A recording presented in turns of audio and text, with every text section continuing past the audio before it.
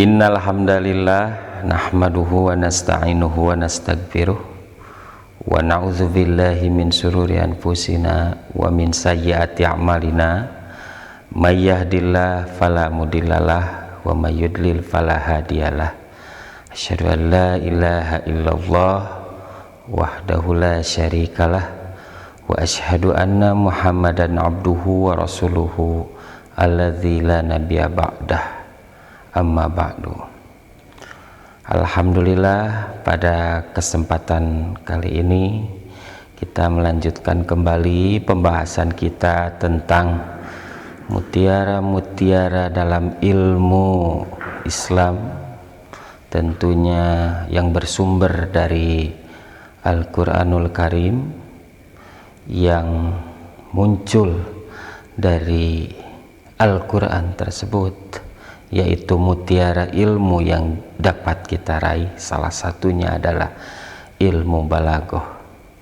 Sebagaimana yang telah disampaikan bahwa sebelum masuk pada pembahasan macam-macam pembahasan tentang ilmu balaghah, perlu disampaikan terlebih dahulu, yaitu tentang al-madkhal atau pengantar ilmu balaghah.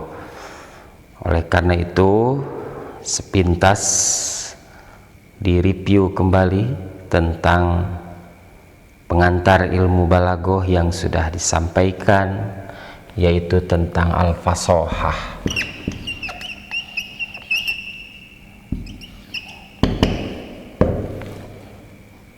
Fasahah ini adalah bentuk yang menunjukkan kepada satu perkataan yang menjadi jelas, tegas, tidak berbelit-belit, lancar disampaikan, atau bahasa yang kita kenalnya adalah fasih. Oleh karena itu, fasih yang sudah disampaikan adalah yang pertama yang berhubungan dengan al-kalimat, yang artinya adalah kata. Fasih dalam kata ini hendaknya memperhatikan aib-aib dalam kata. Yang kemarin telah disampaikan adalah yang berhubungan dengan tanafurul huruf,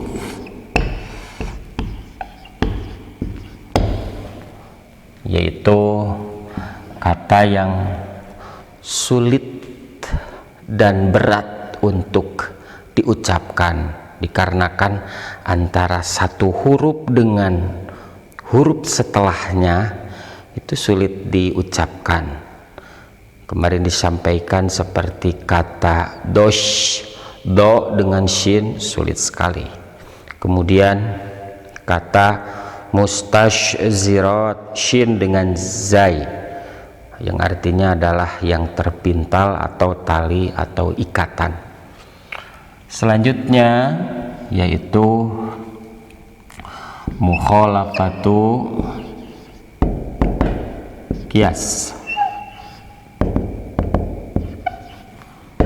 Mukhalafatul qiyas yaitu bertentangan dengan kaidah shorof, tidak menggunakan ilmu tasrif dengan baik dan benar, hingga kesulitan dalam kata tersebut apabila dipelajari oleh ahli bahasa, oleh para pelajar, hingga sulit ini menggunakan kaidah shorof yang mana. Maka aib ini, aib yang kedua, mesti kita hindari. Kemudian yang selanjutnya yaitu al-gharabah.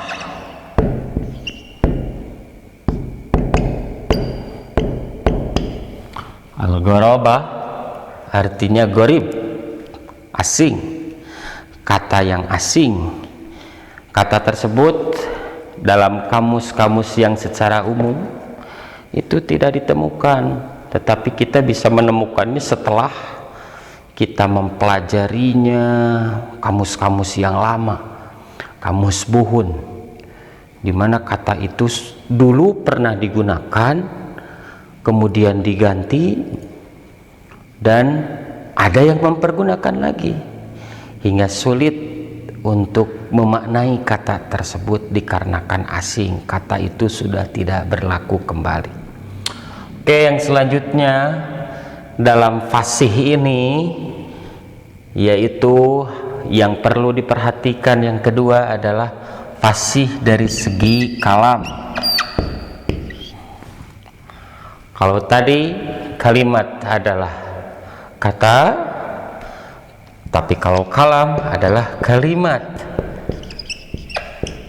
yaitu rangkaian dari kata-kata, susunan kata.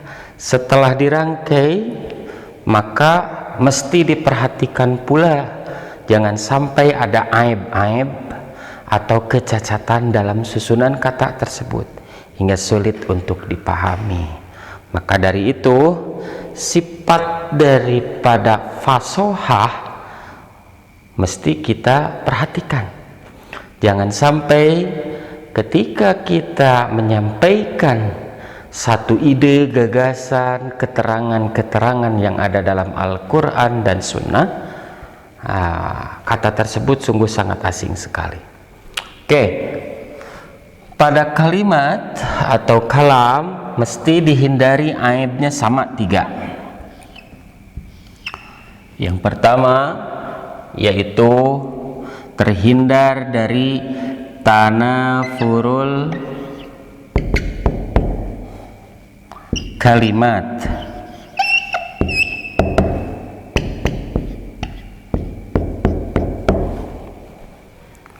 Kalau tadi di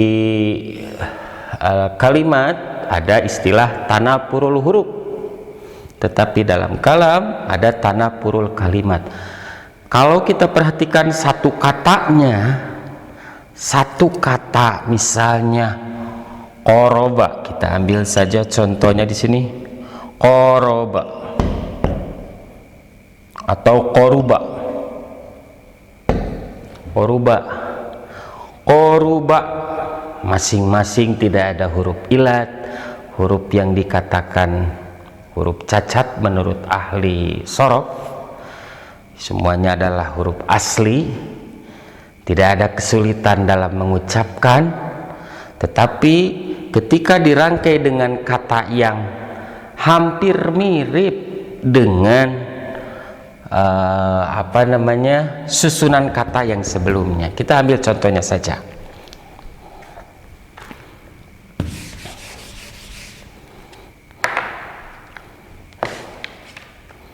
Oke,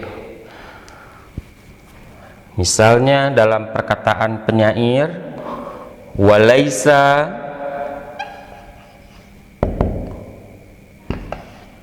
kurba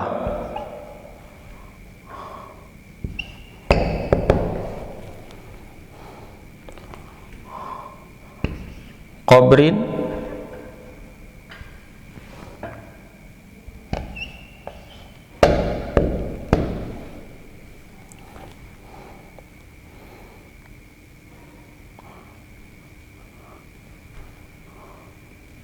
harbin qabru.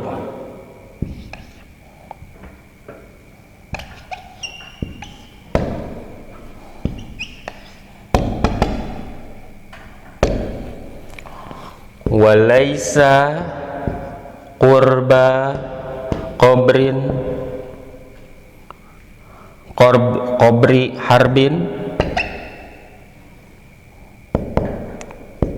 qabrun.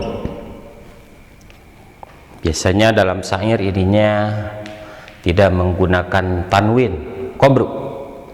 Walaisa qurba qabrin qabri harbin qabru. Nah, kurba dengan kobri, kalau kita melihat satu kata saja nggak ada masalah. Kemudian yang kedua, kobri, kuburan, ini pun nggak ada masalah. Tetapi setelah dirangkai, maka kata ini menjadi sulit untuk diucapkan dikarenakan antara satu kata dengan kata yang selanjutnya berdekatan dari segi pengucapan hingga kesulitan untuk diucapkan. Hampir sama cara berpikirnya, metodenya dengan tanapurul huruf. Kalau huruf pada kata, kalau kalimat adalah antara kata dengan kata sulit untuk diucapkan. Ini artinya adalah walaisa kurba kubri harbin kubru. Artinya tidak ada kuburan yang paling dekat dengan kuburan harb. Nah, oleh karena itu pelajaran yang pertama ketika masuk pada wilayah fasohatul kalam, yaitu kata tersebut terhindar dari tanapurul kalimat, artinya antara satu kata dengan kata yang selanjutnya itu sulit, susah untuk diucapkan. Selanjutnya kita masuk pada do'fu ta'lif.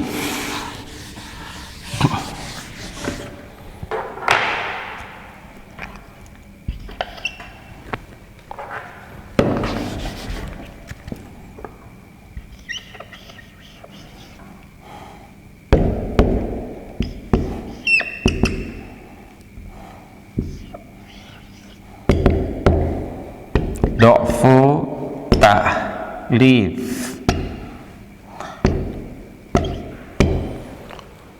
lemah dari segi penyusunan kata. Lemah dari segi penyusunan kata artinya tidak menggunakan kaidah nahwiyah yang baik dan benar. Kalau tadi dalam fasohatul kalimat ada mukhalafatul qiyas, bertentangan dengan kaidah sorof. Tapi kalau dalam fasohatul kalam ada istilah do'fu ta'lif, yaitu lemah penyusunan, maksudnya tidak menggunakan kaidah nahwiyah yang baik dan benar. Antara satu kata dengan kata yang kedua sudah beres, nggak ada masalah, tidak sulit untuk diucapkan. Tetapi masalahnya ini adalah penggunaan kaidah nahwiyah yang tidak benar hingga kesulitan untuk memaknainya, hingga kesulitan dari segi penggunaan bahasa Arab yang baik dan benar. Dalam bahasa Indonesia pun sama. Misalnya kita buat contoh untuk do'fu ta'lif, yaitu jaza banuhu Abal Ghailan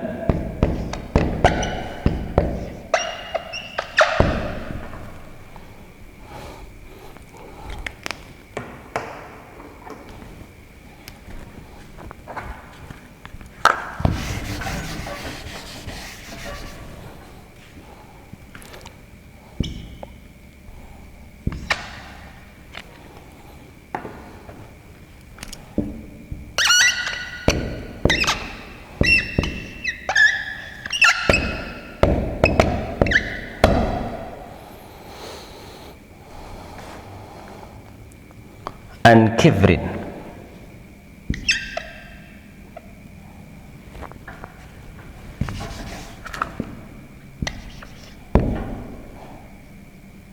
An kibarin.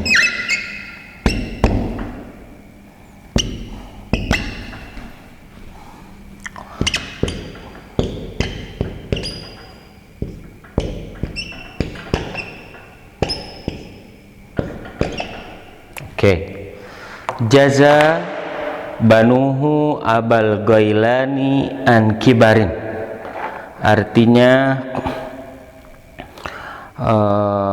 anak-anaknya, kita terjemahnya fa'il dulu, subjeknya dulu.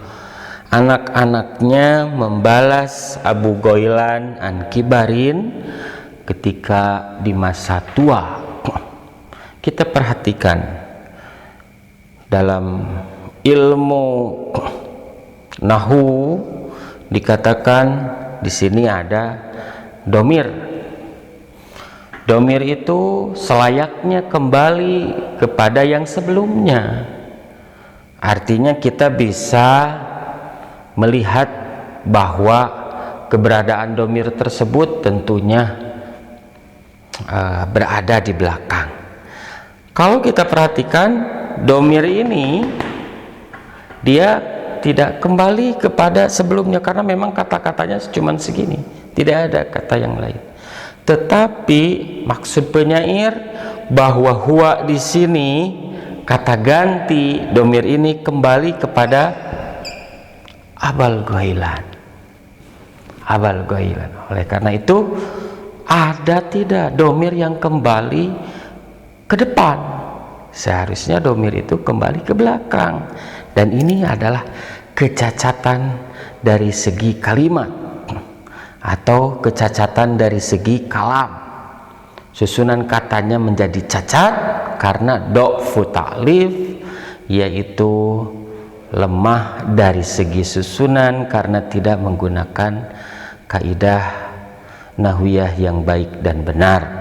Oleh karena itu inilah aib yang kedua, di mana apabila kita menyampaikan satu ide dan gagasan, mesti kita perhatikan subjeknya, objeknya, predikatnya disusun dengan baik dan benar, atau dalam bahasa Indonesia menggunakan kaidah bahasa Indonesia yang baik dan benar. Kita lihat dulu KBBI seperti apa, Kamus Besar Bahasa Indonesia seperti apa, dan dalam bahasa Arab pun sama, yaitu mesti diperhatikan kaidah nahwiyah.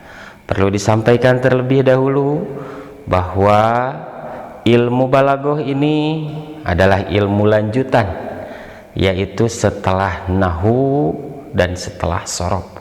Apabila nahwu dan sorobnya ini sudah kita kuasai minimal dasar, dan kaidah balaghah pun sama, akan diberikan pengetahuan-pengetahuan dasar mengenai ilmu balaghah. Kepentingannya tiada lain supaya kita dapat memahami Al-Quran dan mutiara-mutiara yang ada dalam sabda Rasulullah SAW, hingga kita mampu untuk memahaminya, kita mampu untuk mengamalkannya dalam kehidupan sehari-hari berdasarkan petunjuk yang sudah ditetapkan oleh Allah Subhanahu wa Ta'ala.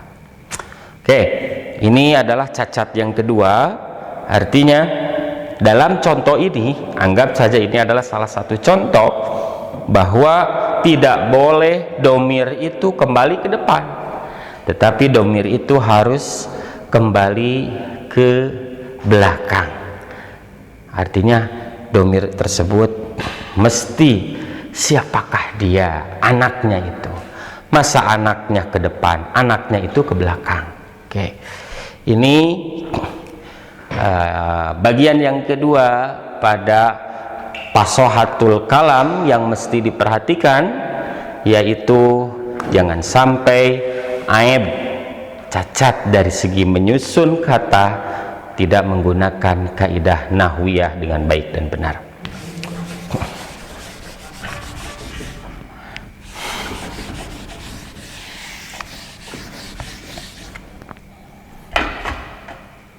Selanjutnya dalam fasohatul kalam hendaknya dijauhi aib yang ketiga, yaitu ta'kid.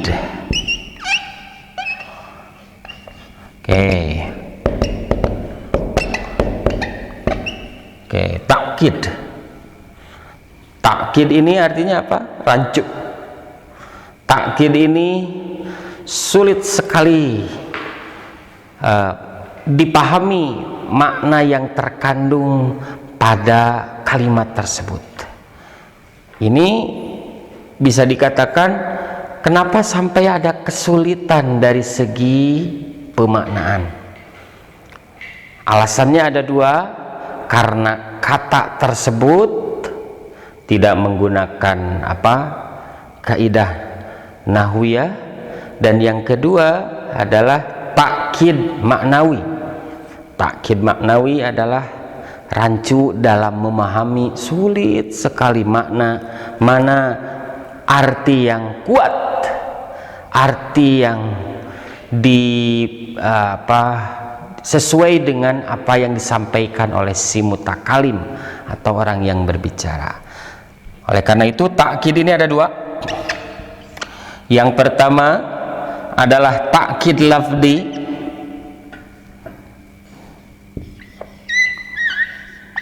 Oke. Takkid lafzi.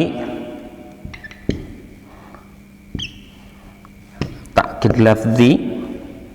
Dan yang kedua takkid maknawi.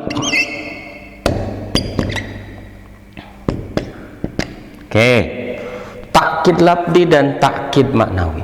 Rancu dari segi kata, rancu dari segi makna. Dan pembahasan ini cukup lumayan alot, cukup lumayan mendalam.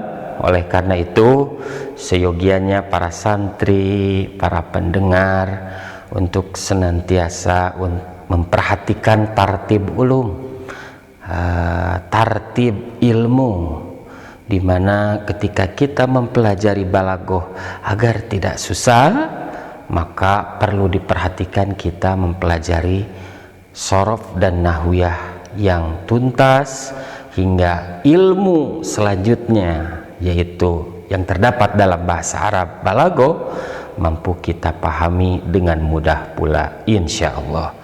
Pembahasan tentang takkid, yaitu kalimat yang rancu dari segi lafal, dan yang kedua rancu dari segi makna, insya Allah akan disampaikan pada pembahasan selanjutnya. Mudah-mudahan Allah Subhanahu wa Ta'ala memberikan kepada kita kekuatan senantiasa untuk belajar meskipun dalam kondisi pandemi yang kita alami sekarang, tetapi ruh untuk belajar tidak mengurangi sedikit pun. Bahkan banyak waktu luang kita di rumah untuk belajar, mendengar, siapkan kuotanya, dan insya Allah apabila kita beritikad untuk mencari ilmu, oleh Allah Subhanahu wa Ta'ala akan dimudahkan segalanya. Itu saja pembahasan hari ini. Insya Allah kita lanjutkan pada pembahasan yang akan datang mengenai penjelasan takkid lafzi dan takkid maknawi, kasus-kasusnya itu seperti apa pada episode yang akan datang. Aqulu qouli hadza wa astaghfirullah li wa lakum. Wassalamualaikum warahmatullahi wabarakatuh.